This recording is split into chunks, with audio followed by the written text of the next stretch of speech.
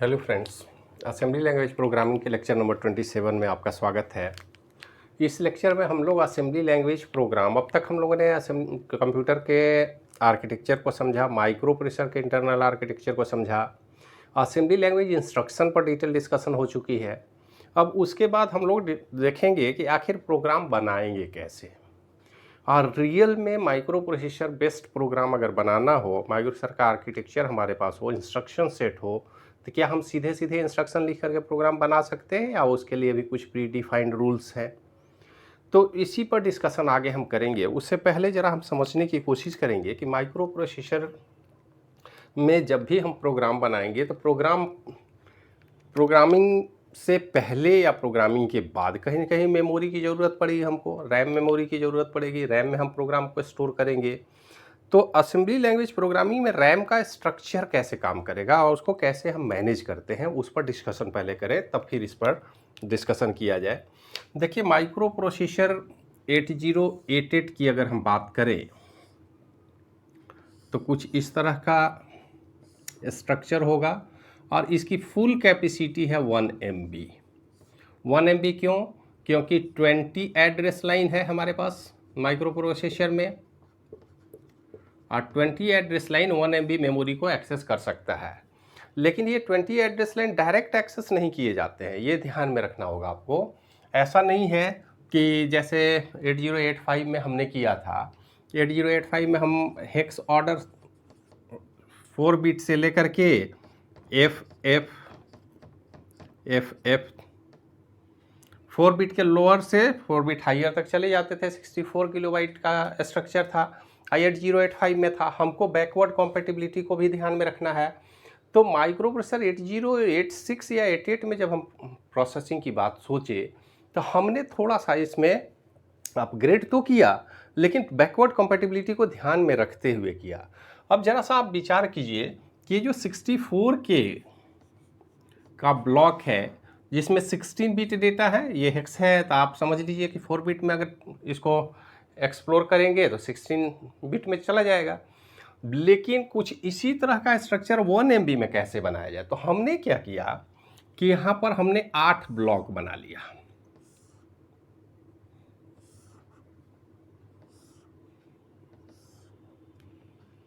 और ये जो ब्लॉक है, जैसे 0, इसको थोड़ा और हम छोटा कर दें तो ज़्यादा बेटर, 1 2 3 4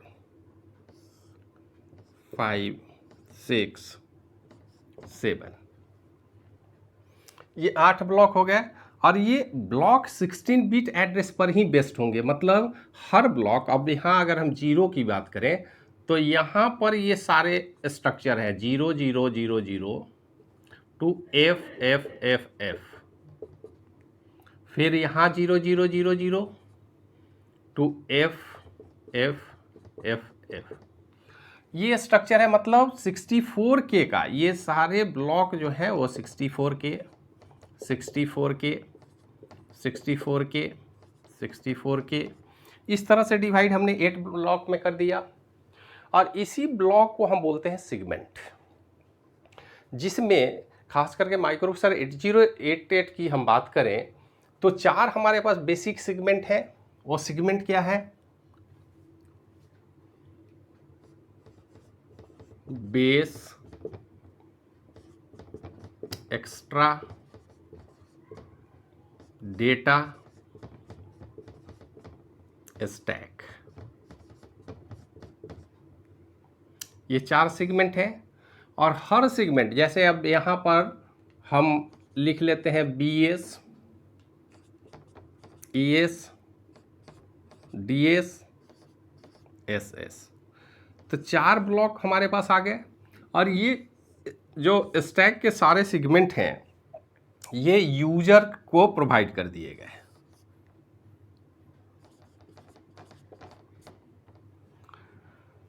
तो इस तरह से हमने सेगमेंटेशन का काम कर लिया पूरे मेमोरी ब्लॉक में। और बाकी ये बहुत सारे इन्फॉर्मेशन है जो माइक्रो प्रोसेसर खुद इस्तेमाल करेगा, और ऑपरेटिंग सिस्टम के थ्रू जब रन करेंगे तो ऑपरेटिंग सिस्टम कुछ ही मेमोरी का इस्तेमाल करेगा। लेकिन जब हम असेंबली लैंग्वेज में कोडिंग करते हैं तो हमारे पास यही 4 सेगमेंट अवेलेबल हैं, बेस, एक्स्ट्रा, स्टैक और डेटा सेगमेंट, और इन चारों सेगमेंट को एक निश्चित एड्रेस देना होगा। अब देखिए हर सेगमेंट का एड्रेस आप देख सकते हैं कि ये कहाँ से स्टार्ट होगा, 0000। मतलब जब भी एड्रेस की बात होती है मेमोरी की, तो सबसे पहले बेस, फिर यहां पर इसको हम बोलते हैं ऑफसेट। बेस और ऑफसेट का कॉन्सेप्ट क्या है कि बेस मतलब starting location of any segment,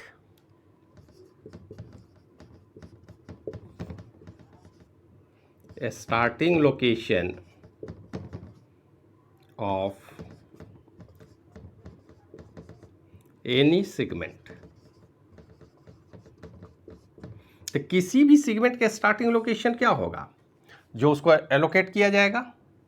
अब ये फिक्स नहीं है, ये आप ध्यान में रखेंगे, ये माइक्रो प्रोसेसर एलोकेट करेगा, या ऑपरेटिंग सिस्टम में जब आप काम करेंगे तो ऑपरेटिंग सिस्टम एलोकेट करेगा। ये जो यूजर के लिए स्पेस प्रोवाइड किया गया है, अलग अलग जो सेगमेंट है, वो सेगमेंट का क्या एड्रेस होगा, ये एड्रेस भी 16 बिट में ही दिखाया जाएगा, ये ध्यान में रखेंगे। तो एड्रेस भी मान लेते हैं, अब जैसे एक एड्रेस की बात करें हम 0352, ये अगर बेस सेगमेंट है तो ऑफसेट सेगमेंट फिर मान लेते हैं यहाँ होगा, तो ये 0000 होगा। अब इस एड्रेस को हम उस सेगमेंट में ट्रांसफ़र करेंगे, ये 16 बिट एड्रेस है। और जब फाइनल फिजिकल एड्रेस का कैलकुलेशन कैसे होगा, तो इस एड्रेस को 16 बिट शिफ्ट करना होगा, तभी तो फिर ये 16 बिट को आप दिखाएंगे। तो इसको हम क्या करते हैं कि 0352 इंटू 16, बाइनरी में इंटू 16 का मतलब आप समझते हैं, 16 से मल्टीप्लिकेशन मतलब शिफ्ट 4 बिट। तो शिफ्ट 4 बिट का इंस्ट्रक्शन तो हमारे पास ऑलरेडी है, शिफ्ट और रोटेट इंस्ट्रक्शन आप पढ़े हैं। तो यहाँ पर 4 बार हम शिफ्ट कर देंगे, तो ये बेस एड्रेस और 4 बार शिफ्ट करने के बाद उसमें हम ऐड कर देंगे ऑफसेट का एड्रेस, तो एक्चुअल इंस्ट्रक्शन पॉइंटर या डेटा पॉइंटर पर हम पहुँच सकते हैं। ये बेसिक कॉन्सेप्ट है जिसको आपको ध्यान में रखना है। उसके बाद हम प्रोग्रामिंग के विषय में सोचेंगे। और ये जो प्रोग्राम है देखिए अलग अलग सेगमेंट में बने हुए हैं। जनरली डेटा की बात हम अगर करें तो डेटा हमेशा डेटा सेगमेंट में रखा जाएगा, और कोड जो एक्चुअल प्रोग्राम है वो कोड सेगमेंट में होगा। सबसे छोटा प्रोग्राम अगर आप बनाते हैं तो डेटा सेगमेंट नहीं भी इस्तेमाल कर सकते हैं, कोई दिक्कत नहीं है, लेकिन कोड सेगमेंट होगा। जैसे हाई लेवल प्रोग्रामिंग में अगर बात करें, आप सी प्रोग्राम को ध्यान में रखें, तो आपके पास और कोई फंक्शन हो ना हो, मेन फंक्शन तो होना चाहिए, मेन फंक्शन में ही आप कोई भी काम करते हैं। ठीक उसी तरह हम असेंबली लैंग्वेज में कोड सेगमेंट में लिखेंगे प्रोग्राम। बाकी के सेगमेंट ऑप्शनल है, आप चाहे तो यूज करें नहीं करें, आपके ऊपर डिपेंड करेगा, जैसा रिक्वायरमेंट होगा वैसा करेंगे हम। लेकिन एक सिंपल प्रोग्राम अगर लिखना हो तो इस तरह से आपको प्रोग्राम लिखना होगा, और ये कोड सेगमेंट में ही प्रोग्राम लिखना है। सेगमेंट का एक निश्चित स्ट्रक्चर है। सबसे पहले आप सेगमेंट का नाम और सेगमेंट लिखेंगे, जैसे यहाँ हमने डेटा सेगमेंट लिखा है या यहाँ कोड सेगमेंट लिखा है, तो डेटा या code segment, extra segment, base segment, ये आपको यहाँ लिखना होगा, स्टैक सेगमेंट। तो यहाँ पर डेटा, अब खास करके 2-3 बातें ध्यान में रखनी है। कोड सेगमेंट, यहाँ पर बेस तो समझाने के लिए था, यहाँ पर हम लिख लेंगे इसको कोड, क्योंकि सेगमेंट में तो कोड ही होता है। अब ये 4 सेगमेंट में देखिए, ये 2 सेगमेंट जो है खास करके ये डेटा के लिए इस्तेमाल किए जाएंगे। ये प्रोग्राम के लिए आप कह सकते हैं, प्रोग्राम जब भी लिखेंगे तो कोड सेगमेंट में लिखेंगे। डेटा एक्स्ट्रा या डेटा दोनों ही सेगमेंट में इस्तेमाल करेंगे। अगर लार्ज स्केल में डेटा प्रोसेस करना है तो एक्स्ट्रा का इस्तेमाल करेगा, अदरवाइज डेटा सेगमेंट से ही हमारा काम चल जाएगा। और स्टैक ऑपरेशन की जब भी बात होगी, जो हमारे पास कॉल स्टेटमेंट था, लूपिंग का स्टेटमेंट था, तो खास करके सब प्रोग्राम या सब रूटीन को कॉल करने की बात होगी तो उसमें हम स्टैक का इस्तेमाल करेंगे। इंटरप्ट सर्विस के लिए स्टैक का इस्तेमाल करेंगे। तो ये स्पेशल टाइप का ब्लॉक होगा जहाँ पर कुछ स्पेशल फंक्शन में ही हम इसका यूज करेंगे। अब ज़रा सा देख लीजिए, प्रोग्राम हमें लिखना है तो प्रोग्राम कोड में जाना होगा। प्रोग्राम कोड में लिखने का प्रोग्राम सिंपल सा तरीका है कोड सेगमेंट। अब चूंकि ये एक ब्लॉक है, इस ब्लॉक में ही हम प्रोग्राम लिखेंगे। स्ट्रक्चर है, जैसे मेन का स्ट्रक्चर होता था वैसे यहाँ भी स्ट्रक्चर है। तो आप प्रोग्राम, ये कोड लिखने की ज़रूरत नहीं है, ये तो आपका ऑप्शनल है। और ख़ास करके जैसे रिमार्क्स हम लोग देते हैं अपने प्रोग्राम में, वहाँ पर हम डबल स्लैश से काम चला लेते थे। यहाँ पर हमें सेमीकोलन रिमार्क के लिए इस्तेमाल करना होगा। और उसके बाद हम प्रोग्राम यहाँ से शुरू करेंगे। Code segment assume CS equal to code. अब फिजिकल अटैचमेंट की बात होगी तो ये स्टेटमेंट बड़ा इंपॉर्टेंट है। Assume CS equal to code, मतलब कोड जो सेगमेंट है, इस सेगमेंट को फिजिकली आप कोड सेगमेंट, जो फिजिकली कोड सेगमेंट है यहाँ पर आप डाल दीजिए। यहाँ जैसे कोड सेगमेंट है तो इसके एड्रेस से उसको अटैच कर दीजिए। तो फिजिकल एड्रेस से अटैच करने को हम लिखेंगे assume CS code, DS data, ES extra and SS stack. तो इस तरह से हम लिख सकते हैं। अब प्रोग्राम हमारा एक्चुअल स्टार्ट यहाँ से होगा। आपको ये लाइन, फर्स्ट लाइन और सेकेंड लाइन निश्चित रूप से लिख देने हैं, इसमें ज़्यादा सोचने की ज़रूरत नहीं है। आपका प्रोग्राम कोड सेगमेंट में ही स्टार्ट होगा। प्रोग्राम जब भी लिखेंगे तो डेटा सेगमेंट ज़रूरत होगी तो यूज करेंगे, अदरवाइज आपको कोड सेगमेंट इस्तेमाल करना है। Assume CS equal to code physically link करने के लिए। अब यहाँ से हमारा प्रोग्राम स्टार्ट होता है। प्रोग्राम मूव AX 1 2 3 4 H, ये प्रोग्राम का स्ट्रक्चर है। Move BX 0 A 3 2 4 H, add AX और BX दोनों को ऐड करेंगे। और भी स्टेटमेंट लिखना है तो लिखेंगे, लास्ट में इंड करेंगे। और यहाँ पर एक स्टेटमेंट सबसे लास्ट में आप यहाँ लिखेंगे इंड स्टार्ट। अब एक बात और ध्यान रखना है, अब इसको जरा सा हम रब कर लें। ये जो एग्जाम्पल का पार्ट है इसको हम हटा दें ताकि कोई दिक्कत ना हो।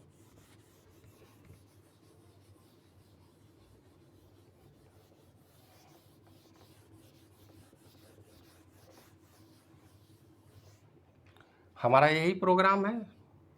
इस प्रोग्राम को ज़रा गौर से देखें आप। अब प्रोग्राम हम लिखते कैसे हैं, ये हमारा लोकेशन मान लेते हैं, ये हमारा CS है, कोड सेगमेंट यहाँ से स्टार्ट हो रहा है। ऊपर भी होगा कुछ, उससे मतलब नहीं है। और ये लोकेशन हमारे पास अलग अलग होंगे, 0 0 0 0 0 0 0 1 0 0 1 0 0 0 1 1, देन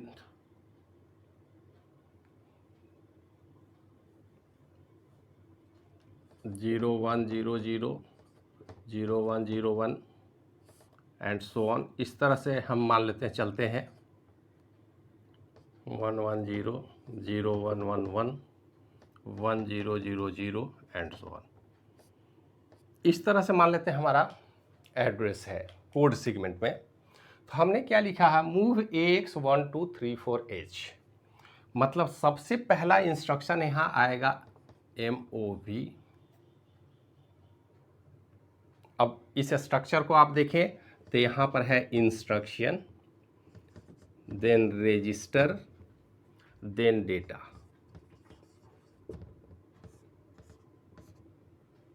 इस इंस्ट्रक्शन को गौर से देखें, move AX 1 2 3 4। AX means accumulator, full accumulator, 16 bit accumulator, तो डेटा भी 16 bit. 1 2 3 4 H means 16 bit data होगा।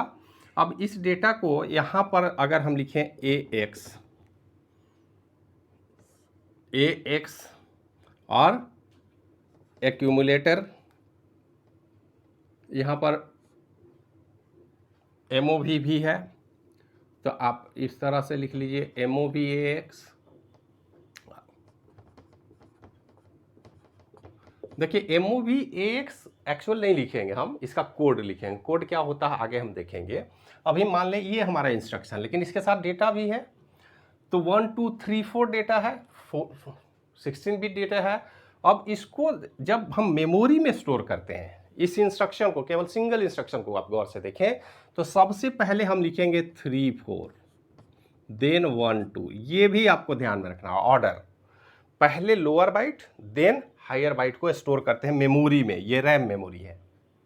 उसके बाद मूव बीएक्स है, तो उसके लिए भी इंस्ट्रक्शन लिखेंगे MOV BX, इसका जो भी कोड होगा।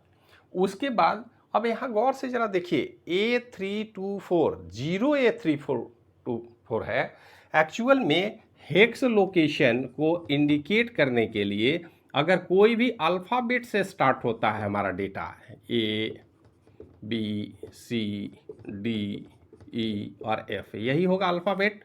अब बाकी तो 0 to 9 है, तो 0 to 9 को एज इट इज हम लिखते हैं। लेकिन अगर हेक्स नंबर कोई भी अल्फ़ाबेट से शुरू हो तो 0 इंडिकेटर है। ये 0 हमारा डेटा नहीं है, इंडिकेटर है कि ये हेक्स नंबर है, ये कोई अल्फ़ाबेट नहीं है, ताकि कन्फ्यूजन ना हो प्रोग्राम में माइक्रोप्रोसेसर को। तो हम इस डेटा को कैसे लिखेंगे? तो सबसे पहले लोअर बाइट 24 और then A3। Next instruction add AX BX and so on. ये तरीका है प्रोग्राम का। अब प्रोग्राम जब यहाँ हमारा सेगमेंट इंड हो गया, कोड इंड। अब ये एक बात और ध्यान में रखना होगा आपको कि जैसे सेगमेंट को इंड करते हैं, इंड्स लिखते हैं INDS, और इस प्रोग्राम तो हमारा यहाँ से स्टार्ट हुआ है, तो प्रोग्राम को भी लास्ट में इंड करना हुआ, तो इंड एस नहीं लगाएंगे, इंड स्टार्ट, स्टार्ट यहाँ से चला, इंड यहाँ हो गया, प्रोग्राम हमारा क्लोज हो गया। तो सिंगल अगर सेगमेंट प्रोग्रामिंग करनी हो तो सबसे पहले हम कोड सेगमेंट में जाएंगे, डायरेक्ट डेटा देंगे और उसको एक्सेस कर सकते हैं। तो ये बेसिक स्ट्रक्चर है। और अगर यही डेटा हमको पहले कोई डेटा सेगमेंट में स्टोर करना हो तो देखिए हम क्या करते हैं। अब डेटा सेगमेंट में जब भी हम डेटा रखेंगे तो कुछ थोड़ा सा इस स्ट्रक्चर को बदलेंगे।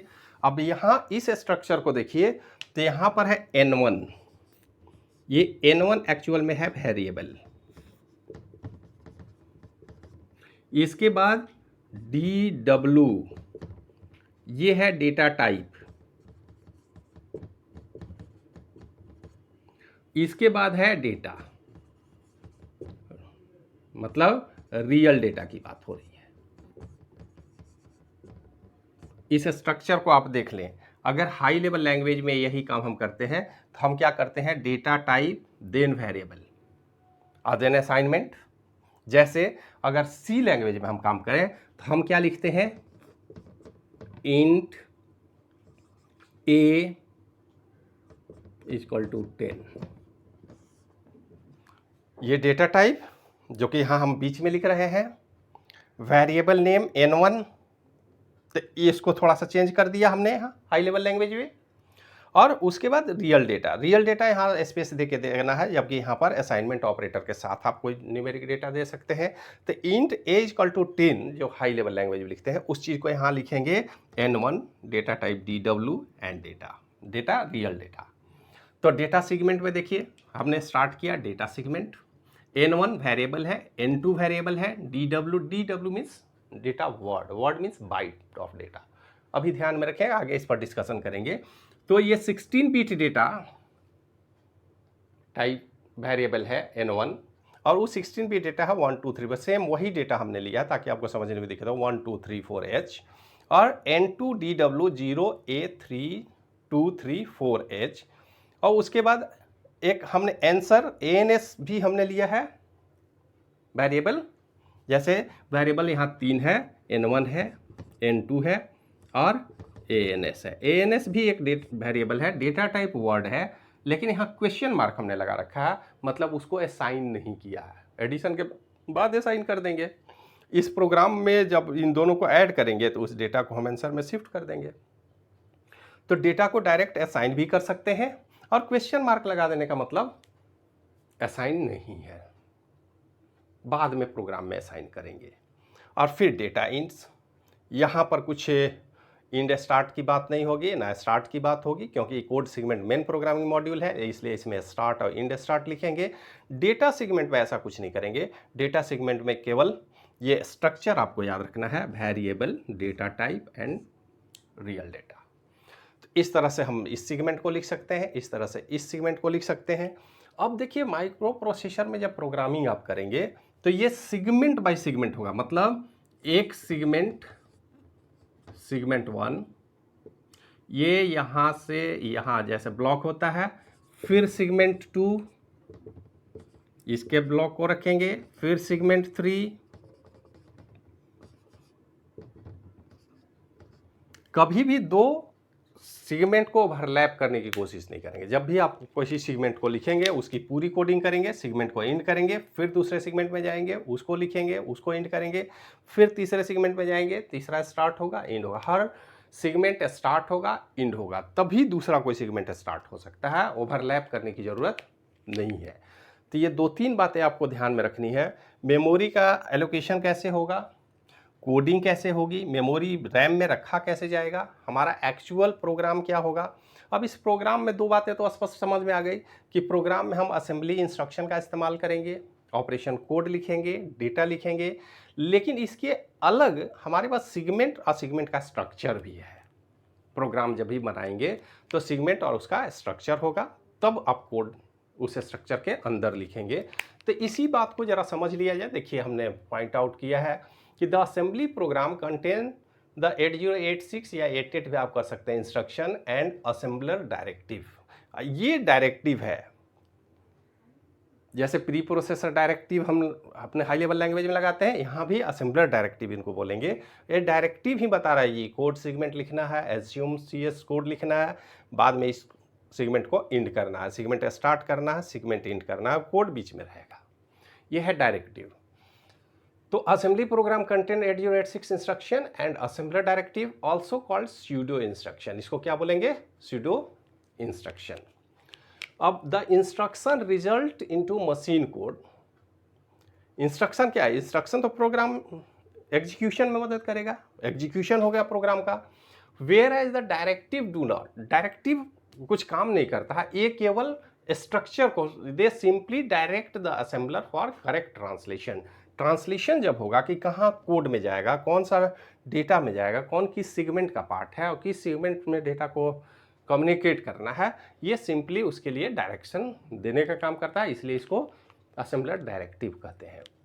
तो डायरेक्टिव प्रोग्राम के ट्रांसलेशन में मदद करता है मशीन के अंदर, ताकि कोई कन्फ्यूजन ना हो, और अलग अलग सेगमेंट पर एक समय में एक ही सेगमेंट में काम होगा, इसलिए एक बार में एक ही सेगमेंट को आप लिखेंगे, ओवरलैप करने की कोशिश नहीं करेंगे।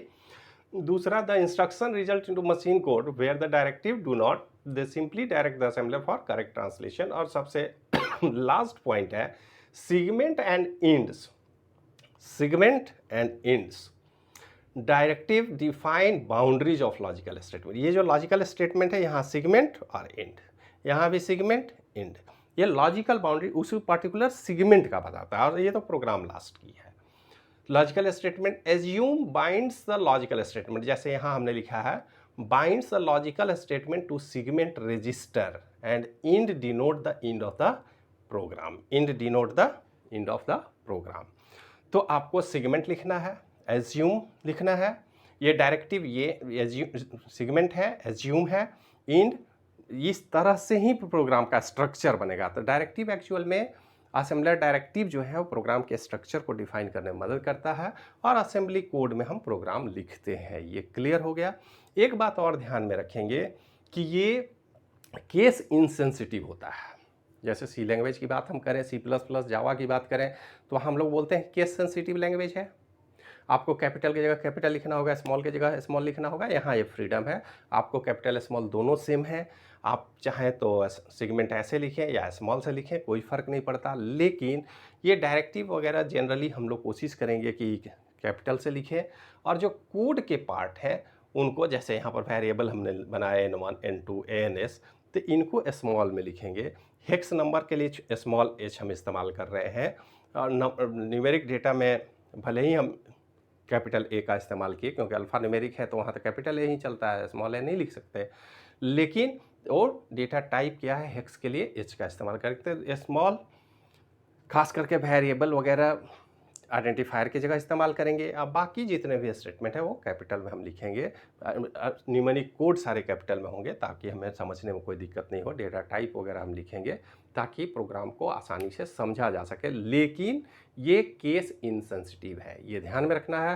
कैपिटल को स्मॉल, स्मॉल का कैपिटल लिख दिया तो घबराने की कोई ज़रूरत नहीं है, ये फ्रीडम है हमारे पास।